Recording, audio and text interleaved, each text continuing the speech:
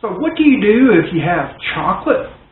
Well, if you're me, you ferment it.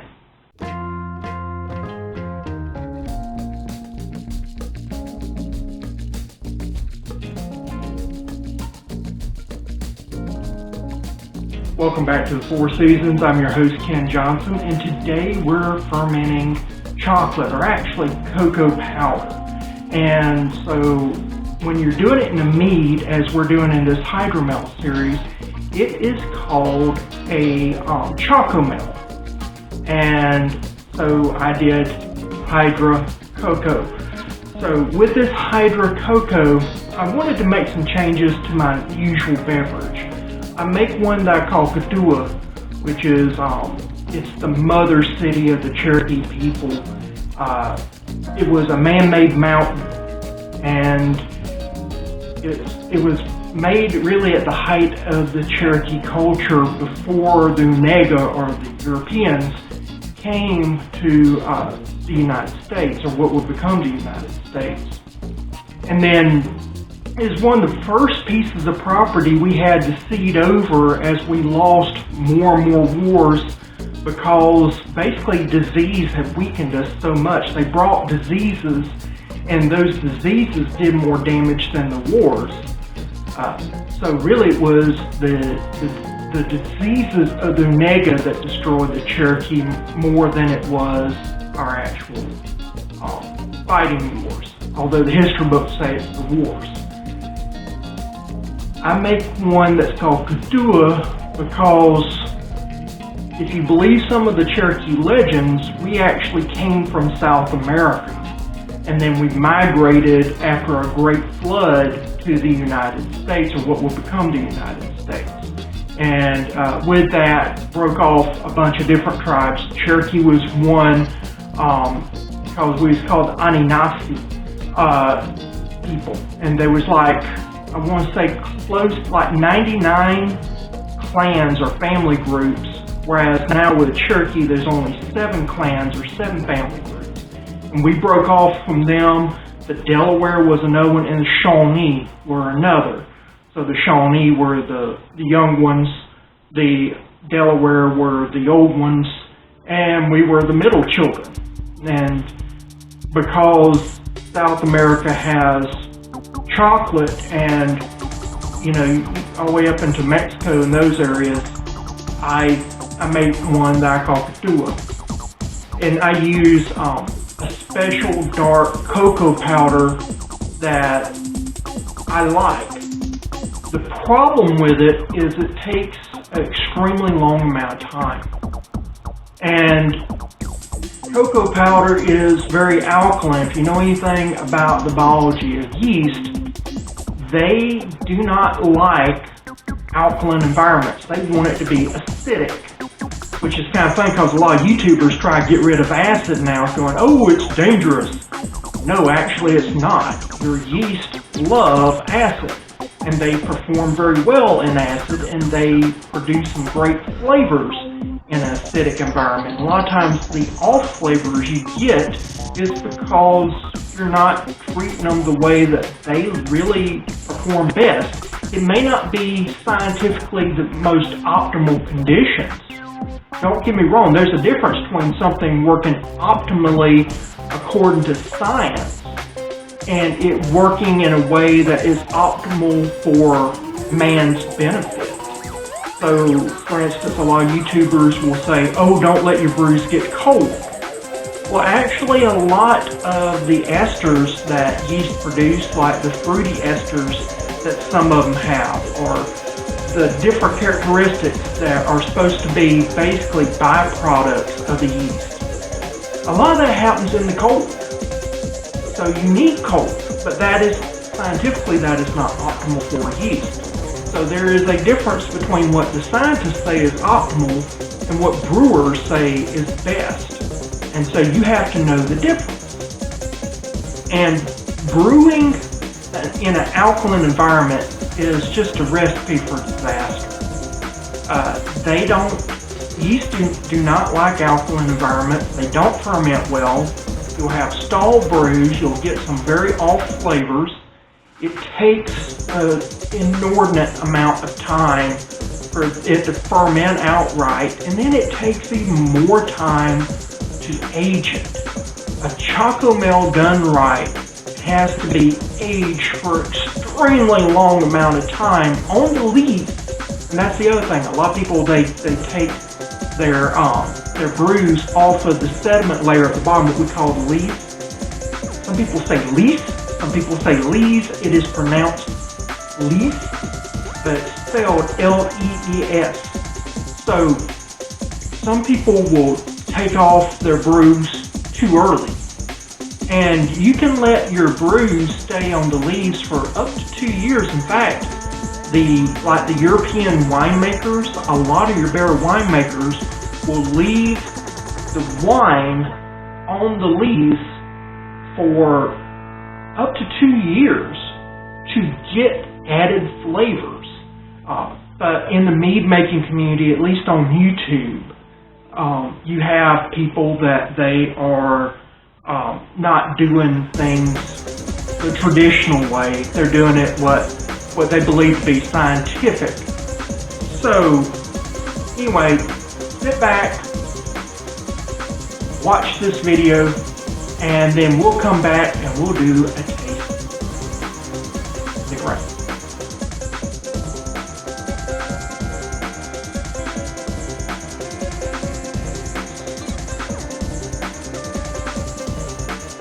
So the first step to this Chocomel, which is really a hydromel, so Hydra Coco is going to be its name, is we're going to be using an empty water bottle. And the reason for this is that I need to make an extract with cocoa, and it was going to cost me $3 for a jar to buy to do this, and I could get a bunch of water bottles for $1.21. So I'm going to use water for other things, but I'm going to make my extract in these water bottles.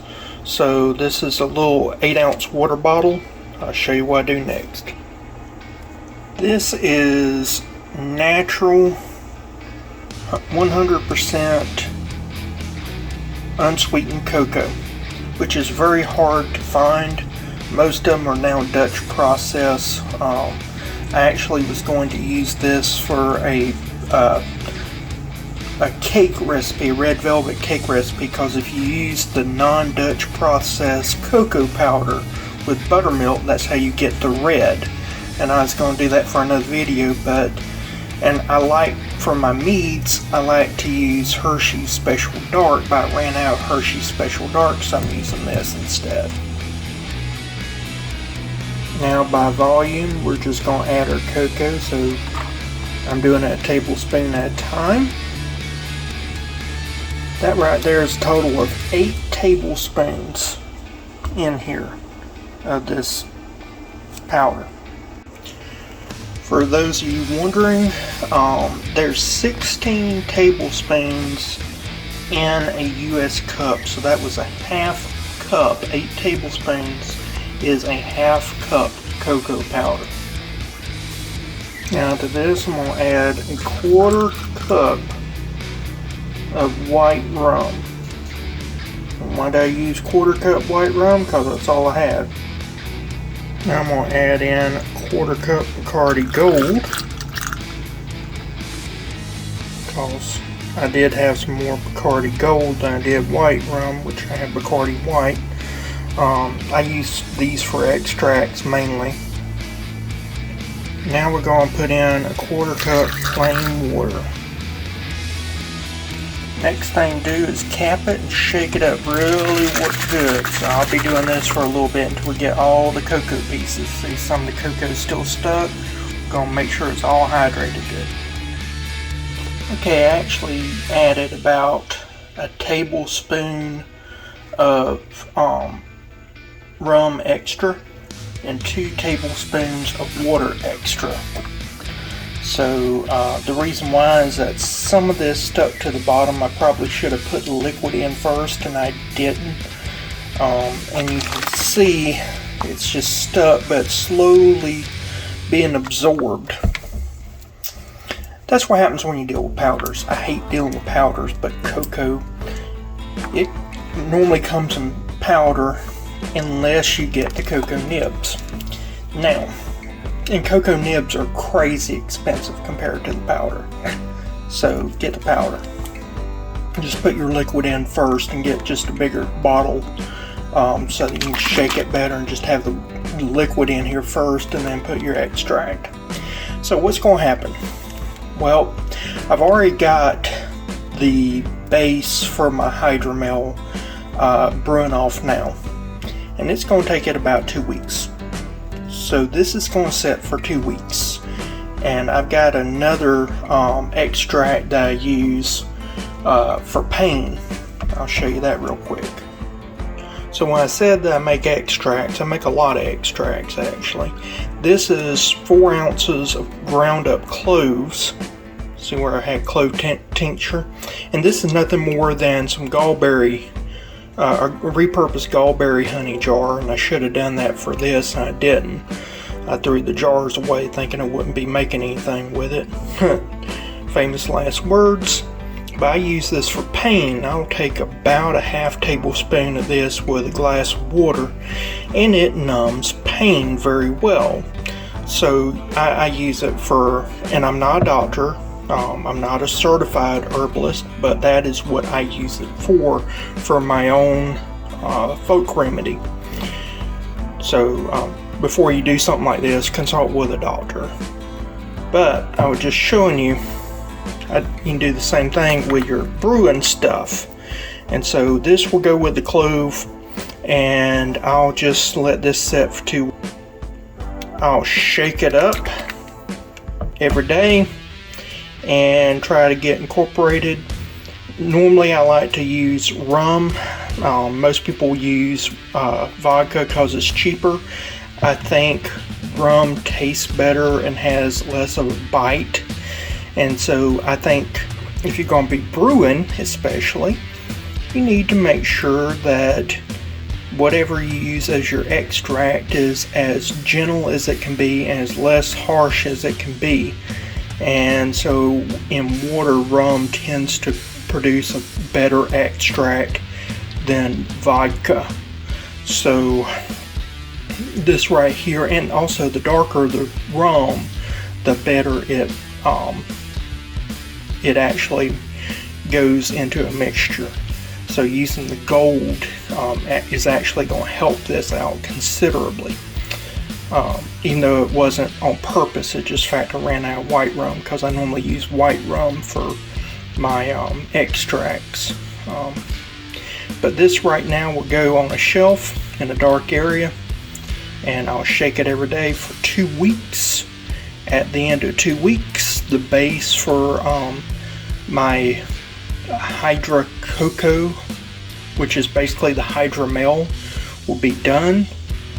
And like so many of my other recipes, half of that will go into the Hydra Coco, and then I'll add in some more Gallberry honey. I've already got the Gallberry honey, and then that's it. I'll re-ferment this and then go through the normal process of all my hydras that I've been doing. But I have high expectations for this. And if this works and another one that I'm working on works, I have a full strength, probably sack mead strength, which if you don't know anything about sack mead, that is a alcohol by volume over 15%, so it'd be like 18 to 20% is what I'll be shooting for, if not more. That will be a cocoa with something else, and that will be a secret until later. So I'll see. So we're going to wait 2 weeks. It'll be 2 weeks for me, but it'll be just a second for you. Just go ahead right now, hit that like button, subscribe if you hadn't already, and make a comment. Tell me if you ever had a Chocomel. This is going to be a Coco Hydromel. I have high expectations, but tell me what you think about it. See you in a second.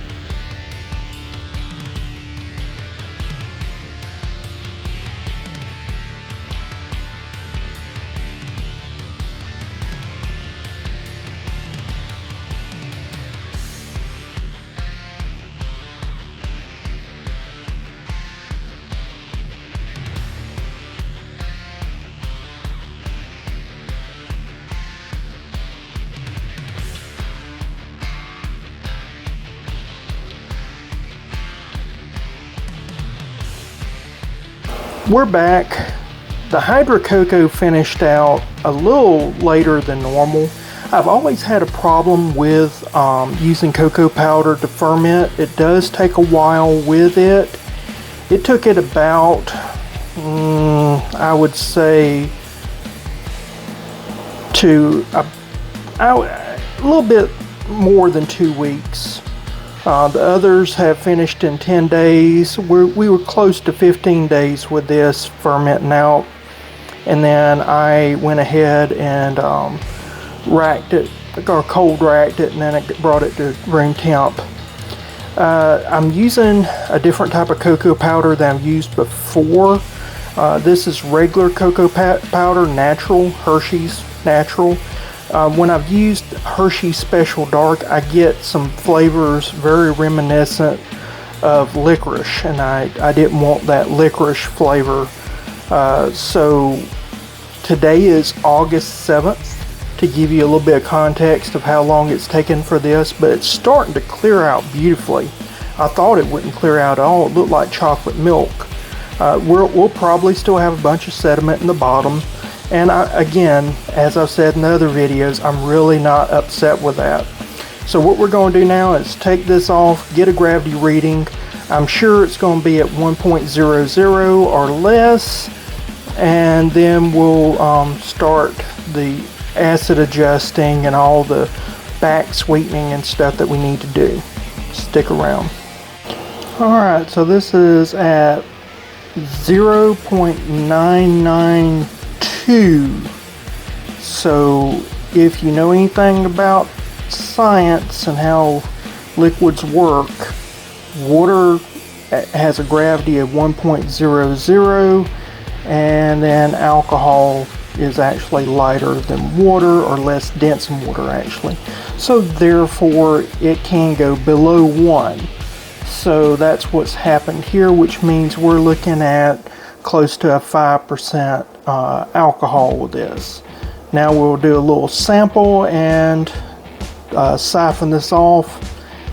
And I won't show the siphoning process. You've seen that in another video before. But I'll siphon it off, and then we'll do a little taste and see how we need to adjust the flavors. Already I've tasted this, and I think it's going to be perfect on the tannins, maybe perfect on the acid, but it does need some back sweetening. Well, I do apologize. I thought I was filming. I guess I wasn't. This camera's acting up again.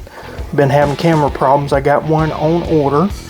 But what I was saying, I've got roughly 3.5 quarts out of the siphoning of this hydromel, this Hydra Coco. So what I did is I added 12 tablespoons of erythritol. And now what we're going to be doing is tasting this and seeing how it works. 12 was not sweet enough, so I've added another 12 for a total of 24 tablespoons. Let's see how this does. In case you didn't know, 12 or 24 tablespoons is 1.5 cups of erythritol total. So if tablespoons throw you off, then 1.5 cups is what I've used so far. So let me try a taste of this. So we're back. I did acid adjust with the 1/4 teaspoon of malic acid. Tried it. It's on the money. It tastes like a chocolatey beer. And once it's sparkling, it'll taste really, really, really good. My wife, who doesn't like beer, she tried it, said it does taste like a chocolate beer. So that was a success in my book. And so now it's time for us to bottle it. We've got 8 full bottles. Now what we'll do is we'll put carbonation drops in them. I just used Cooper's carbonation drops. They're pre-measured, so 1 drop will go into each bottle. And you just let them sit for about 2 to 4 weeks and they'll carbonate out. Now all we'll do is we'll go ahead and cap these up. This is my capper here, so it'll just go on here. I'll pull the handles down and it crimps the cap on it. As I've said before, this is not a perfect system. This is not the best system in the world, but we don't have the fancy equipment that professional companies have, so make do the best we can.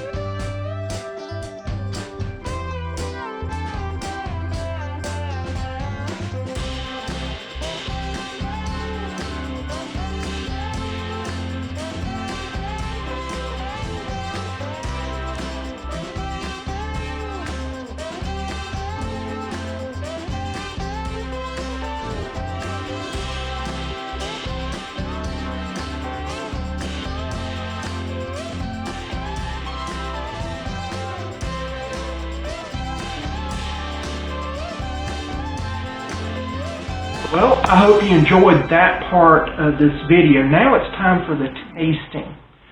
So, as you realized, one of the things I was trying to do, I was trying to get a way that I can make a faster brew without all that wait time. That's something I talked about at the very beginning, but I never did talk about why, because I wanted you to see in the video why I'm doing this.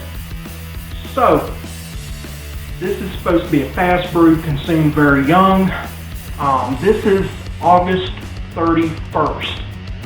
So, I'm tasting this August 31st. You saw when I first brewed it. You saw how things have happened. Time got away from me.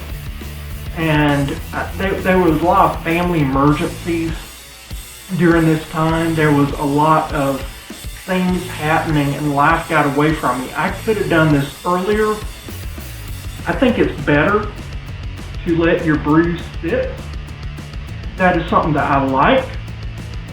But I will state this, in commercial applications, most of the time, even though you hear it on YouTube videos all the time, let it sit for 2 years, let it sit for 18 months, let it sit for 12 months, you know, all this stuff, and you gotta do this and you gotta do that. In a commercial application, that never happens. In fact, according to federal law, depending upon what type of licensure you have, you may not be legally allowed to do that. That's the reason why U.S. Alcoholic regulations are so onerous and why many companies brew outside of the U.S. and just import it to the U.S. because our laws are so onerous, it's not worth brewing. And if you're thinking about doing a meadery of some sort, you really need to look at laws because there's different categories, and in those categories, there's subcategories. And for every one of those subcategories, it's a separate business that you have different regulations, different standards. So even in like let's say that you're not doing a grain base, you're only doing something like what we're doing here. Okay, this is technically under federal guidelines is considered wine. Okay? It's not wine, but they're calling it wine. And because this is considered wine, there's two categories, cellar and non-cellar. So what is cellar? It means age. So everything you see on YouTube where everybody says, oh, you've got to age it, you got to age it, got to age it. Well, that's cellared wine. Then you come up to a hydromel like I'm doing. non-cellared. You've got to have that thing bottled and sold within 6 months. So from the time you brew it to the time you bottle it and get out the door, it's got to be less than 6 months. So if you're thinking, I want to get into mead making, because trust me, I've done it. I had a $350,000 guaranteed loan, and by the time the government got done with me, I was looking at over $6 million worth of costs, at least 4 different businesses, and anywhere from 3 to 4 years before I could bottle my first drink. That's the reason why I harp on the government being so onerous to business. But anyway, let's get away from that. What does this taste like? I just wanted you to understand the background of this. So what does this taste like?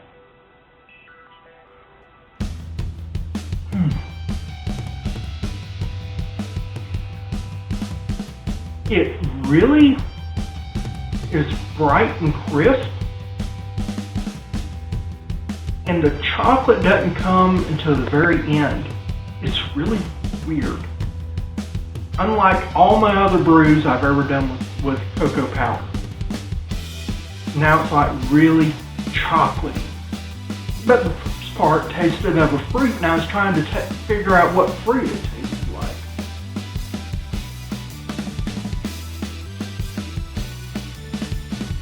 Yeah, it's just sweet and tart, and got a middle flavor that's somewhat indistinguishable. And then you get a little bit of licorice.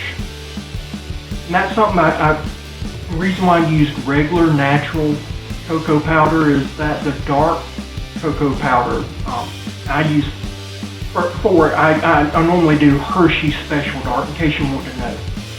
So when I do Hershey Special Dark, that flavor, whatever that middle flavor is, it really has pronounced licorice flavor in the middle.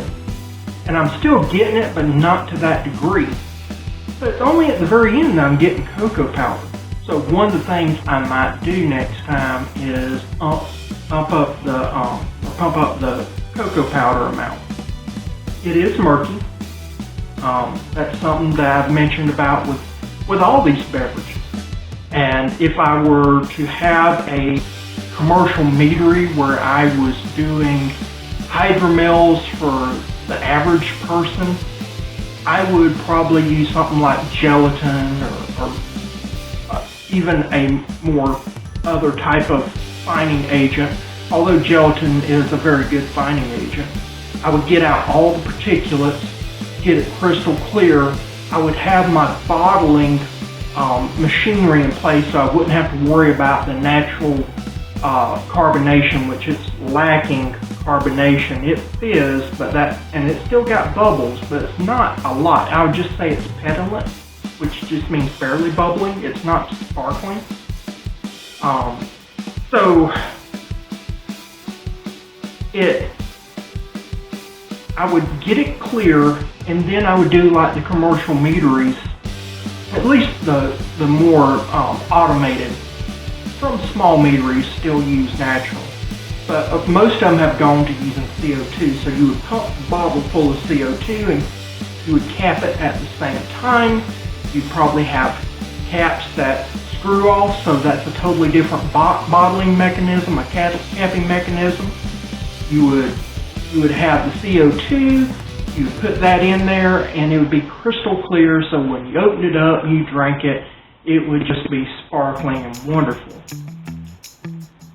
So with this, I would definitely pump up the amount of cocoa powder.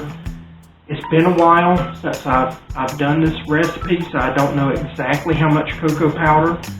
I probably would go with Hershey Special Dark. Since I'm already getting the licorice flavor in the middle that I was trying to avoid with this, go ahead and get the Hershey Special Dark cocoa powder. It tastes better anyway. I'd probably double the amount, if not triple the amount of cocoa. I think I diluted because I was running out of rum at the time. In hindsight, I probably should have went ahead and just bought a brand new bottle of rum and did my tincture from that. Or if you find, it's hard to find clear overproof rum.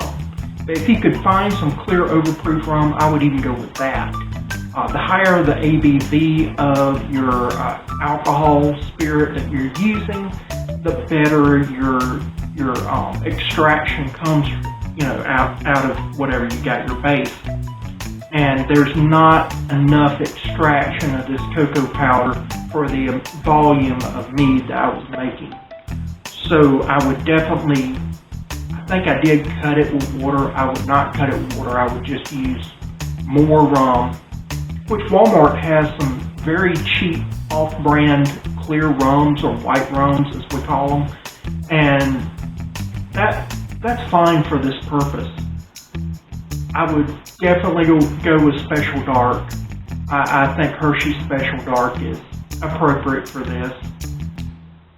The acid level is fine. The tannin level is fine. I'm having a problem with the capping. I don't know if it's leaking out.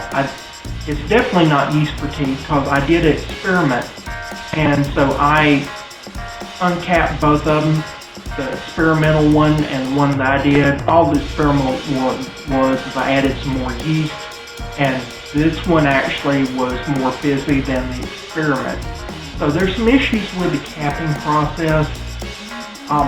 It may be because I'm using carbonation drops. Maybe I need to up the amount of sugar. So I may do that in some future videos. Just put a little bit more sugar than what the carbonation drops called for, but I don't want to put too much that I have ball bombs, so you have to be very careful. All in all, tasting this beverage like it is right now, this is an 8. I mean, this is an 8. It's got that chocolate flavor. It needs more pronounced chocolate flavor, but still, when you drink it, you're like, this is chocolate. If somebody told you that wasn't chocolate, they would be like, that first sip would be a total WTF moment. What the frick? You're like, what is this? And then you get a little licorice and you're like, ew. Because unless you love licorice, which I don't mind licorice. I like absinthe that has a licorice flavor. But a lot of people don't like licorice, so there might be that ew factor there. I can see that. And then that quickly goes away and you're like, ooh, this is chocolate. So if you didn't know to put chocolate there first, I could see where it'd be kind of jarring at first for the brain. So it helps to let somebody drinking this know this is chocolate. Not, here, try this and tell me what you think. Tell them this is chocolate, because otherwise it'll be a little jarring, because the flavor, unlike regular chocolate, when you bite into it, you know you're eating chocolate. Somebody put chocolate in your mouth, you know it's chocolate. This is a different matter. You're dealing with a more subtle chocolate note. So it only comes in on the very back end, and then when it does, it's like that first bite of chocolate. That is at the very end is equivalent to that first bite. So when you're doing that sip, sharpness, sugar. Now getting that funky little bit of licorice, and then a little hint of cocoa. Now it's building, and it's like, slowly building on the tongue. This is not one of those where you have a light finish that just goes away. This one is actually a more intensifying finish at the end. It just keeps getting darker and stronger and just pounding, pounding, and pounding until you are like, oh yes, this right here is chocolate. At first it's like I said, a total WTF moment. You're just like, acid, sugar, what in the world is it? Weird middle flavor, ew, licorice, where did that come from? Some licorice and that weird middle flavor, and then, oh, cocoa. Oh, stronger cocoa, darker chocolate, better chocolate, really good chocolate. And then it finally goes away. So, highly recommend you make this. Make the modifications that I suggest. And I will see you again next time for the next Hydra in our series.